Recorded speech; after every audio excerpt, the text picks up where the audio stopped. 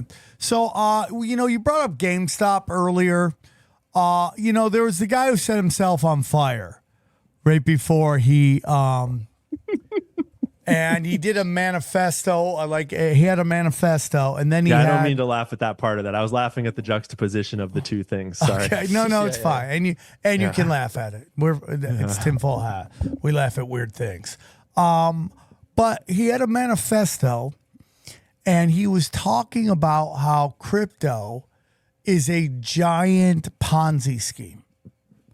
And which is very interesting because Johnny and I were both a victim of Celsius, Celsius exchange scheme, and he took all of our money. And Johnny, did you send me the video? But somebody sent me a video which stated that you might be able to actually write off the losses if you claim it as a Ponzi scheme. Ponzi scheme losses, And so what are your thoughts? Because you get in GameStop and what it represents and how much of that is naturally like that and how much is GameStop a naturally occurring thing? Do we get back into, is this part of this intelligence agency's manipulation of stuff? What are your thoughts on all that? There's a lot of different parts to that, and I'm not sure which ones I'm specifically getting asked about, but I'll hit them all quick. Is that there is real worry that all or some of crypto is actually controlled, or those are important conspiracy theories for people to dig all the way out through. ETHgate, there's important ones about Bitcoin too, because it might save the world, or it might be a CIA operation from the start, and it's kind of hard to tell. But GameStop itself is, this is just my opinion, and I've been in it for a long time and studied it a shitload. But I think it's one of the most incredible but organic and naturally occurring stories there is. And I put out a video about it, I think yesterday, explaining in 10 minutes. I fit it all into one TikTok video, the whole thesis about the crime that led to it and why that got these guys trapped in this short squeeze that didn't actually ever squeeze, and they tried to pretend like it did and tried to trick us all into leaving, and then everyone was like, nah, fuck you, I'm not leaving. I put the whole thesis into one 10-minute video. And I think that the funny magic of it all is you couldn't plan this kind of shit out. I mean, maybe you could, but the fact that it's a company called GameStop, the fact that the people that were short selling it throughout the years and years leading into this thing, they had done that already to lots of other companies. That was a recurring strategy that they had developed in order to loot companies from the inside out and profit off of shorting them into bankruptcy. And GameStop was just their next target. So when accidentally some random dude on the internet that likes to live stream with a red headband, who he would literally live stream to 4 people, Deep Fucking Value was the most humble dude ever. Yeah. And he just was like, I like this company and I'm going to buy it. And then while he was in the process of doing that, then this entrepreneur comes out of nowhere and is like, I'm going to buy this company and turn it around. And he bought in and kicked out all the people that they had planted in the company to mismanage it into the ground. Whoa. And he started to turn it all. Yeah. It was a whole, so there's a whole aspect of the GameStop thing where they had infiltrated the company and they were mismanaging it from the inside out and gutting it for money outwards. And then their friends were all short selling it downwards. What? So they had this dual 2-part attack. And then they have media buddies that are writing bad articles about it to make everyone be like, oh, it's going down, it's time to sell. So the price just goes all the way down. And what they do is then when they short sell the price all the way down into bankruptcy and the stock goes away, they never have to close any of those short sales out, and it's all tax-free gains because it's not technically capital gains because you never actually close the trade. It's just free money. Holy and they've shit. done it over and over to multiple companies. They did it to Sears. Pier 1 Imports is a likely candidate. They first learned they could do that kind of thing, I think, at Toys R Us, though they did it slightly less cohesively. Motherfuckers. You fuck Toys R Us. Toys R Us. Yeah. Imagine what kind of scumbag you got to be. That's my childhood. You have to be Mitt Romney. Mitt Romney did it? It was Bain Capital that took down Toys R Us. Oh, it was not Bain Capital that did GameStop. That is a whole different cadre of people. But when Bain Capital first took down Toys R Us, it was one of the first examples of sort of they bought into the company using the company itself as leverage. They Like they barely put up any money. They bought into Toys R Us and said, we'll put up part of the business that we're about to own as collateral on the loan to get the money to buy the business that we're about to put. It was like this, it's called a leverage buyout. It's the most insane concept ever. And then they gutted the company from the inside out, sold off all the properties to their buddies, did massive share buybacks to pay the money back out to themselves, and just basically like ran it into the ground and then left with billions of dollars. And everyone else was looking in and they were like, fuck, dude, that was a really smart strategy. Like I should do that too.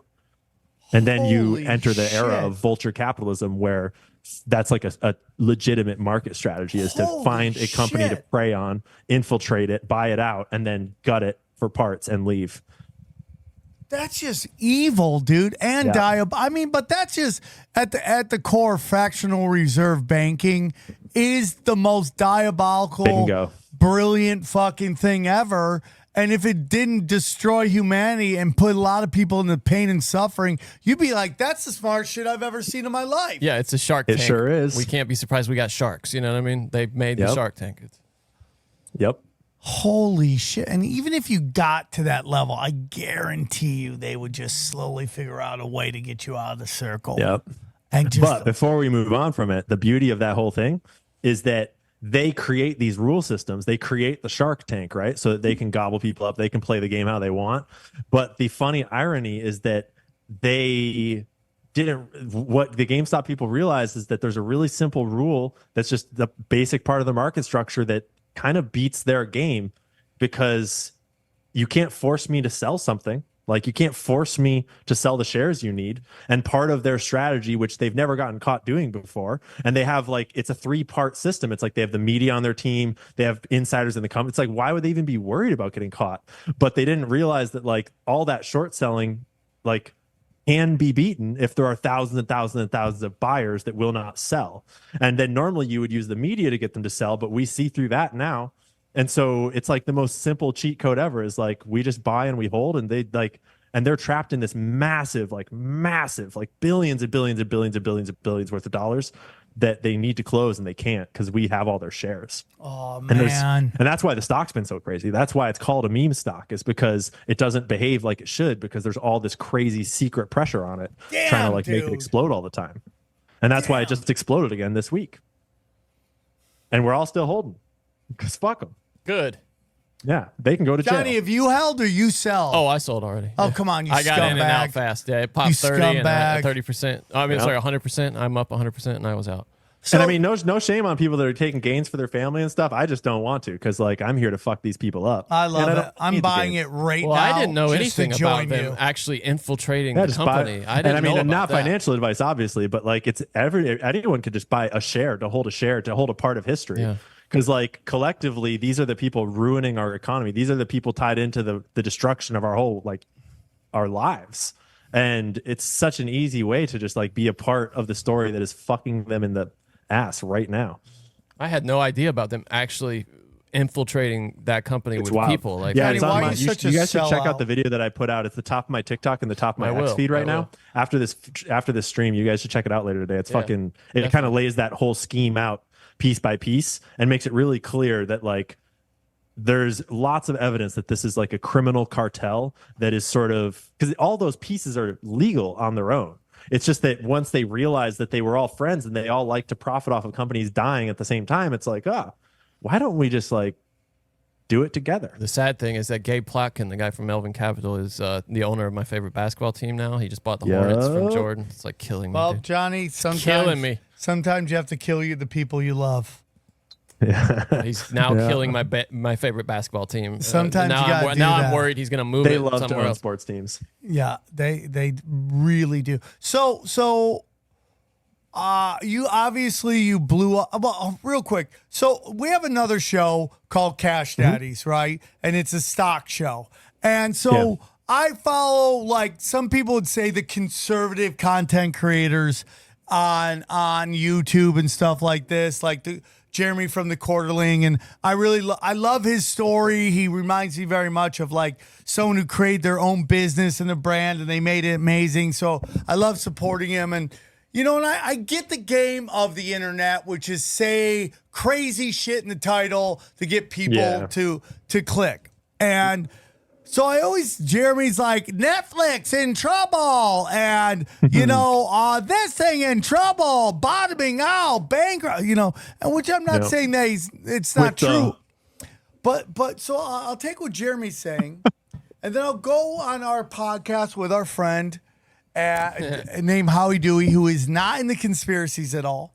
He's an ex-Wall Street guy. Yeah, he's an ex-Wall Street guy, lives in New York City. Just is as normy as you could get, okay? Well, I wouldn't say he's normal. But outside of dating a bin Laden, outside of that, he's the most normal guy you could meet for idiot savant. Heavy on the idiot, okay?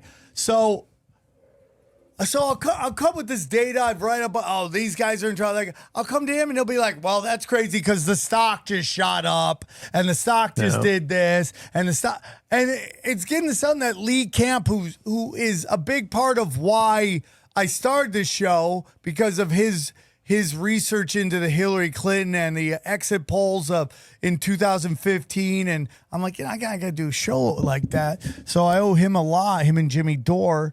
But, everyone owes Jimmy Dore a lot at this point. Yeah, I love Jimmy Dore. Legend. But by the way, helping Jimmy Dore get into the conspiracy world, of course. Hey, look into this, dude. Look into this. Yeah, I think you've been the red pill for a lot of people over the time. Thank you, buddy. That means a lot coming from you, buddy. I will be clipping that and playing it on a reel.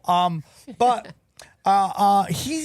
Lee Camp a long time ago said that Wall Street is a giant Ponzi scheme. And that always resonated with me. And then as we get in this last year where you're like, Netflix, everyone's unsubscribing. And then their rates then their numbers go up. I go, oh, man, I think Lee Camp was more right than maybe even understands. And, so you get in this GameStop stuff. What's your thought? Is it just a giant Ponzi scheme? Oh, yeah. And I'll just give you two quick things to kind of get your brain turning here. Is one of the main things that we learned in GameStop is before GameStop, no one ever said the words naked short selling, because what naked short selling implies is that normally you're supposed to borrow from someone a real share and sell it, but naked short selling is legal and it's allowed for certain market makers and it's allowed under certain circumstances. And it basically is saying sometimes you need to you can't find the borrowed share in time. So you're allowed to just invent a share and sell it as long as you promise for sure that you're going to go and find a share later. And we have discovered that is not how it works. They can just click a button and they can just invent shares and sell them. And so the market is full of synthetic shares. And there's an example of a man who that was happening to his company. And he bought more than 100% of the shares of his company, all with his own money to hold them and to try to control the naked short selling of his company. And the next day, his company just kept trading like normal, like thousands of shares. So there's all these fake shares out there that are synthetic, but then beyond that, all the shares that we all hold in our brokerage accounts that we think are real shares, those are actually just paper IOUs that mean nothing. It's just like a fiat currency of stocks.